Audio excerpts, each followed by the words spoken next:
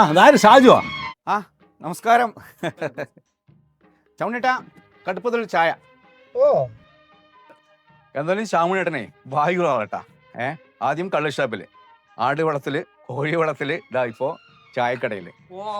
അതൊരു ഭാഗ്യാണ്. അതാണ് ഈ ജോബ് സാറ്റിസ്ഫാക്ഷൻ പറയണത്. മനസ്സിലായില്ലേ? അതിന് ഇയാളുടെ മരുമേന്റെ അല്ലേ കട.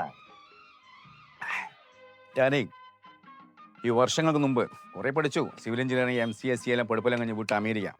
അവിടെ പോയിട്ട് ഒരു കമ്പ്യൂട്ടർ എഞ്ചിനീയറിൽ സൂപ്പർവൈസറെ വർക്ക് ചെയ്തു ഒരു 6 മാസം. പിന്നെ വേണ്ട വെച്ചു, കാരണം വെച്ചാൽ ജോബ് സാറ്റിസ്ഫാക്ഷൻ ഇല്ല. പിന്നെ വിട്ടു കാനഡ വിട്ട് അവിടെ ഒരു ആർക്കിടെക്റ്റിൻ്റെ കൂടെ ഒരു അസിസ്റ്റന്റ് എഞ്ചിനീയറായിട്ട് വർക്ക് ചെയ്തു. അതും രൂപമില്ല. അതും 8 വർഷം വർക്ക് ചെയ്തു. അതും രൂപമില്ല. പിന്നെ വിട്ടു നേരെ ഇന്ത്യയിലെത്തിയിട്ടേ ടാറ്റ കൺസൾട്ടൻസി, പിന്നെ വേൾപൂൾ, ഒരുപാട് പോസ്റ്റുകൾ. അതും രാജിവെച്ചു. വേണ്ട വെച്ചു. എന്താ കാരണം? ജോബ് സാറ്റിസ്ഫാക്ഷൻ ഇല്ല, തൃപ്തിയില്ല. അതന്നെ ഇതിപ്പോൾ നാട്ടിൽ വന്നിട്ട് 8 മാസമായി. സമയം പോട്ടെ. ചമണിട്ടാ വൈകിട്ടാണ്. ഓക്കെ.